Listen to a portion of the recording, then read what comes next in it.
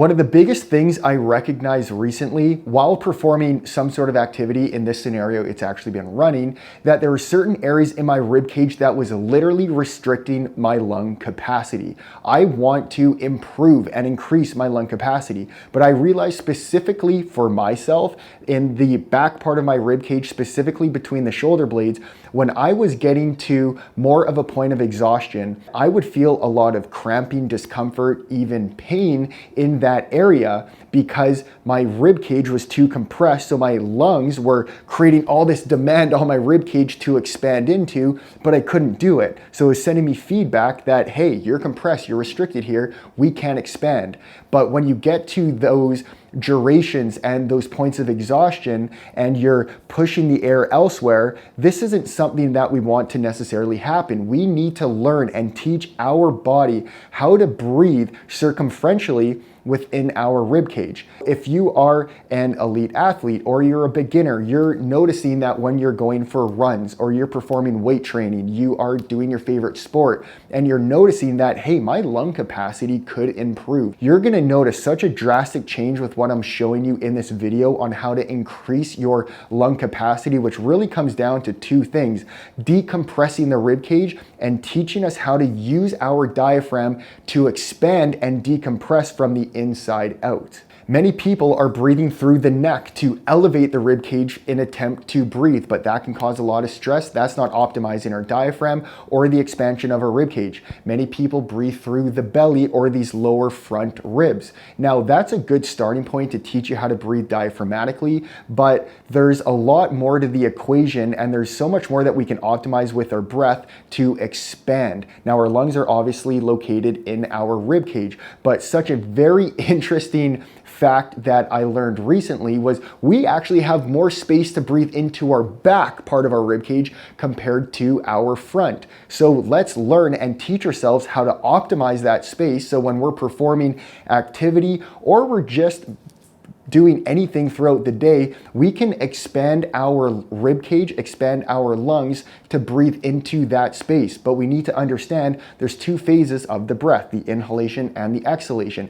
And I'm not even saying one is more important than the other, but if we don't know how to exhale fully and we're just focusing on the inhalation all the time, we're not optimizing our breath and how we can expand the rib cage. We need to learn how to exhale fully, make the belly and the rib cage small so that we can leverage our diaphragm to its full capacity to expand our rib cage. So I'm going to be showing you how to decompress the rib cage, how to breathe fundamentally through the diaphragm while turning the neck muscles off and not just breathing through the belly, and then a strategy on how to create and bias more expansion in the back part, the posterior part of our rib cage, so that you can increase your lung capacity, and you're gonna notice a massive change when you're doing this throughout daily life and of course performing whatever sort of activity that you would like. All you're gonna need for these exercises and techniques are either a block from Block Therapy. If you don't have one, you can use a rolled up towel, and we're gonna be using this in a moment, but let's grab a rolled up towel because before we dive into the decompression techniques for the rib cage, I want us to learn how to fundamentally breathe through the diaphragm without the neck engaging. And this can actually be a lot more challenging than people think, and a lot of people aren't conscious or aware that they're actually using their neck quite a bit to breathe and elevate the rib cage. So let's lay on our back like this. Let's bend the knees. Now let's position a towel. It does not have to be this high. Optimally, it'll be a little bit lower, but we want to support the natural curvature of our cervical spine like this so that our eyes are just gazing up at the ceiling. Now our feet are flat on the floor. I want you to locate the two bony protrusions in the back of our pelvis here. Make sure that you're feeling both contacts, so we're not leaning to one side or the other. Now we gotta first off teach ourselves how to exhale fully. So we generally want to be breathing in and out through the nose, but for the purpose of this video, I will be explaining at times to exhale through the mouth. So when you're ready, we're going to exhale nice and slow. A lot of people try to force the breath. We are not trying to force the breath. Exhale nice and slowly out of the mouth and kind of sigh the air out.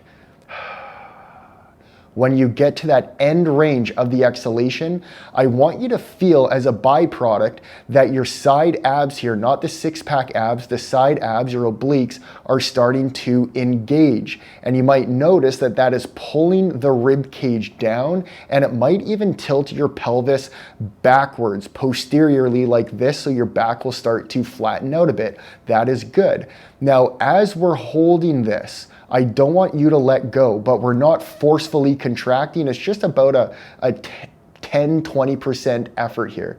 So as that is being held, I want you to very slowly, with your nose, inhale and feel that not just the belly, but some of your rib cage is starting to expand.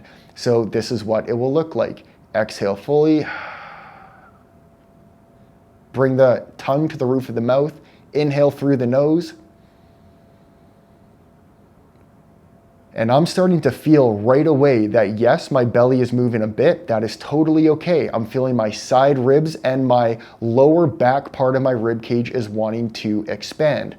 That is really good. You might not get that right away. Now be conscious with your next breath as you inhale that your neck is totally relaxed. You might have to literally tell your neck to chill because it might just want to engage and perform that action, especially if we've been doing that our entire life or for years. So now let's exhale fully. Side abs engaged, lock that in place.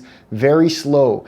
Think that an elevator of breath, you're climbing the breath from the lower part of your abdomen up to your rib cage. See if you can bring that breath a little bit higher now. So inhale.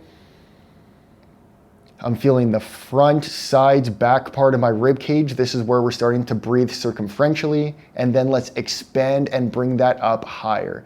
Now, become aware as you're breathing, you're gonna be taking about 5, 8, up to 10 breaths here if you want. Are there areas that I just can't really expand into? So just take note of that because that's going to change the more you practice this plus the other techniques I'm going to be showing.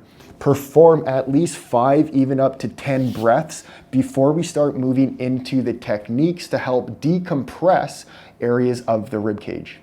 These fascia decompression techniques that I'm going to be showing in the rib cage are following the block therapy protocol. So if you have a block, awesome. If not, that is totally cool. You can use a rolled up towel and it's going to help quite a bit. Now you can use this technique throughout your entire rib cage. However, even though I'm saying that we're wanting to expand the back part of our rib cage, we're not going to be blocking there quite yet, but I want us to work on the side part of our rib cage. So I'm going to be working on my right side. You're going to be doing both, but let's do that right side together because generally people are more compressed on the right side of the rib cage. Now to get into this, whether you're using a towel or the block, you can have this anywhere from your lower ribs to your upper side ribs, and you can work this entire length. But let's pick one spot for now. I'm gonna nice and slow get into this position, bend my elbow, rest my head in my hand, I'm bending my knees, I'm comfortable. Whenever we're doing fascia decompression, we don't wanna be uncomfortable, we don't wanna be stressed, we wanna come into a parasympathetic state to help decompress this tissue. Now let's practice that breath we just learned. Let's exhale fully, sigh that air out. At the end range of the exhalation, let's lock that in with our obliques.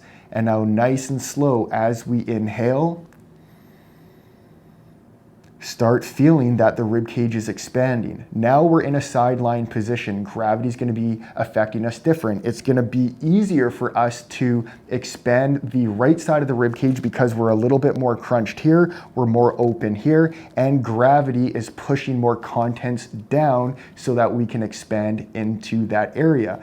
Now you're going to be feeling a little bit of discomfort with this, maybe even a little bit of pain. That's okay, but ironically your breath is your guide here. So if it's too much, ease off and reconnect at a less intensity.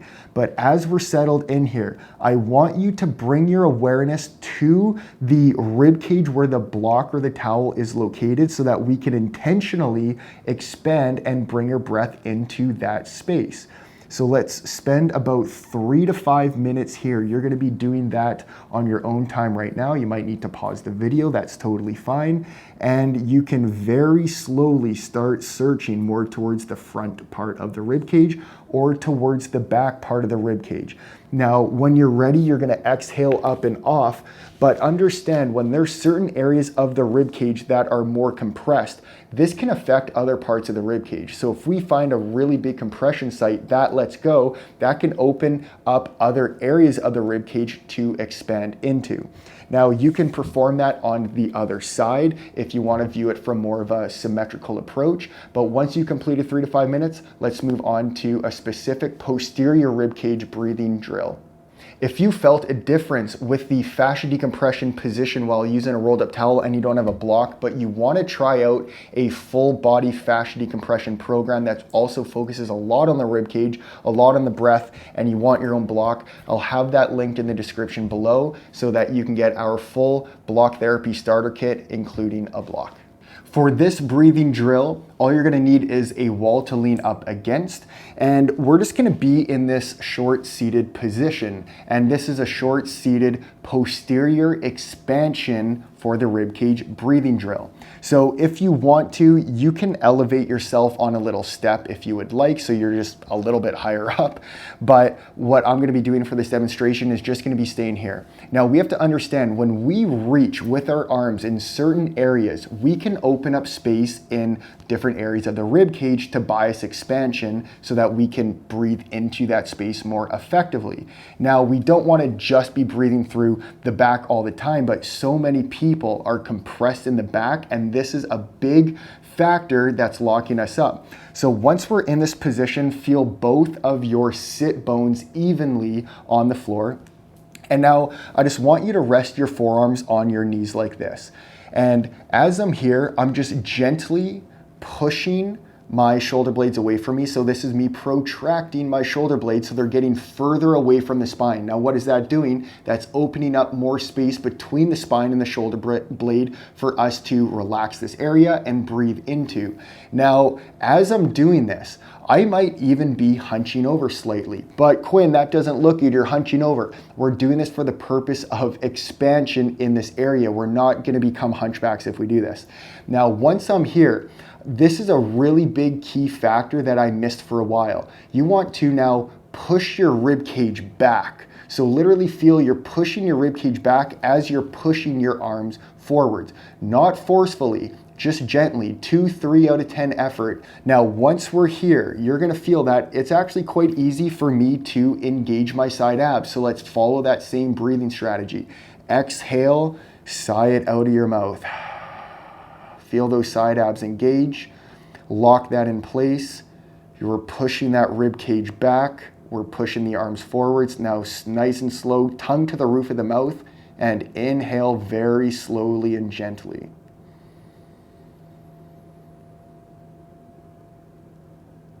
And wow, like you can feel like, sure, I've been practicing this for a while, but my entire posterior part of my rib cage is opening up. We're closing off more of the front to open up more of the back. Now, if we're in more of a flexed or rounded position of our back, we're able to relax some of these muscles so that we can breathe more effectively into. And now what we're gonna do, let's revisit the initial breathing, what we did on our back, and let's see if we've noticed any improvements. You're gonna wanna be doing this multiple times a week, if not every single day for the next 2 to 4 weeks. This is really gonna train yourself to how to breathe again, how to breathe through that diaphragm and create expansion. This is a great way to start off the day or to end the day, or if you just wanna take a work break because you're feeling a little anxious, or even doing this before you're performing some sort of activity. So let me know in the comments below if this helped you out, and we'll see you in the next video.